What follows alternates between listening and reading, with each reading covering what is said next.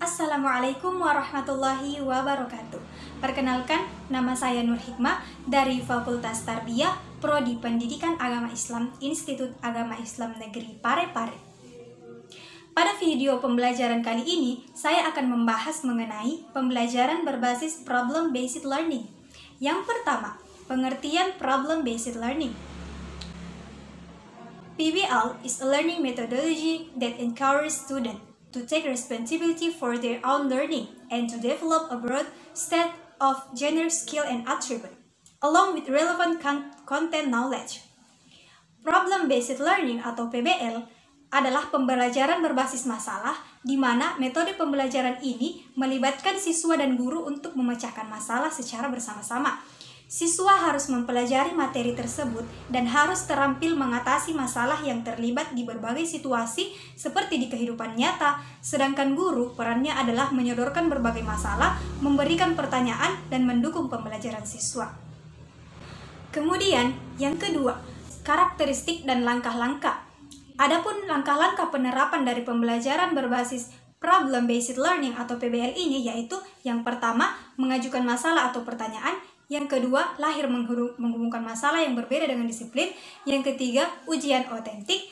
Yang keempat, produksi dan pemeran karya. Dan yang kelima, kolaborasi. Yang ketiga, langkah-langkah penerapan PBL atau Problem Basic Learning.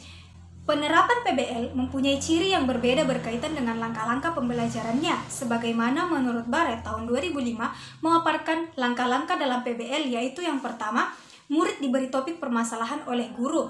Kemudian yang kedua, melakukan diskusi. Yang ketiga, mengkaji topik permasalahan secara independen, baik itu melalui perpustakaan, observasi, internet, dan lain-lain. Kemudian, kembali pada kelompok untuk mendiskusikan informasi, pembelajaran sejawat, serta bekerja sama dalam menyelesaikan masalah. Kemudian, murid mengemukakan solusi yang didapatkan dan guru berperan untuk membantu siswa melakukan evaluasi terhadap seluruh kegiatan pembelajaran.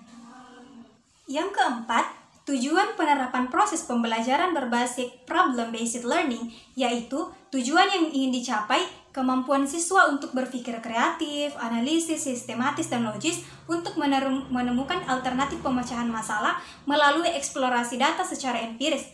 Dalam rangka menumbuhkan sikap ilmiah, adapun tujuannya yaitu yang pertama, mengembangkan keterampilan berpikir, yang kedua, belajar peran orang dewasa, dan yang ketiga, keterampilan untuk belajar mandiri. Di balik setiap penerapan metode pembelajaran tidak luput dari yang namanya kelebihan dan kekurangan. Adapun kelebihan dan kekurangan pembelajaran berbasis masalah ini atau berbasis problem-based learning, pertama, memecahkan masalah merupakan teknik yang cukup bagus untuk memahami isi pelajaran. Yang kedua, pemecahan masalah dapat memotivasi kemampuan siswa serta memberikan kepuasan untuk menemukan pengetahuan baru bagi siswa. Yang ketiga, pemecahan masalah dapat meningkatkan aktivitas pembelajaran siswa. Adapun kelemahan dari pembelajaran berbasis masalah ini, yang pertama, ketika siswa tidak memiliki minat untuk belajar dan kepercayaan diri untuk dapat memecahkan masalah, maka siswa akan merasa enggan untuk mencoba.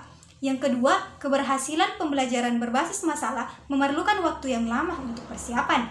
Yang ketiga, apabila siswa tidak memahami mengapa mereka harus memecahkan permasalahan yang dipelajari, maka mereka tidak belajar apa yang ingin mereka pelajari. Kemudian, yang keenam, peran serta cara mengevaluasi peserta didik pada pembelajaran berbasis problem-based learning. Yang pertama, orientasi peserta didik pada masalah. Yang kedua, mengorganisasi peserta didik dalam belajar. Yang ketiga, membimbing penyelidikan peserta didik secara mandiri maupun kelompok. Yang keempat, mengembangkan dan menyajikan hasil karya.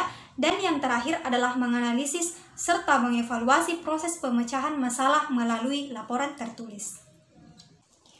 Itulah tadi sekilas pengetahuan mengenai penerapan pembelajaran berbasis problem-based learning yang meliputi definisi problem-based learning, karakteristik dan langkah-langkah penerapannya, tujuan penerapan problem-based learning, dan yang keempat, kelebihan dan kekurangan pembelajaran berbasis problem-based learning. Cukup sekian dari saya, terima kasih dan sampai jumpa di video pembelajaran selanjutnya. Wassalamualaikum warahmatullahi wabarakatuh.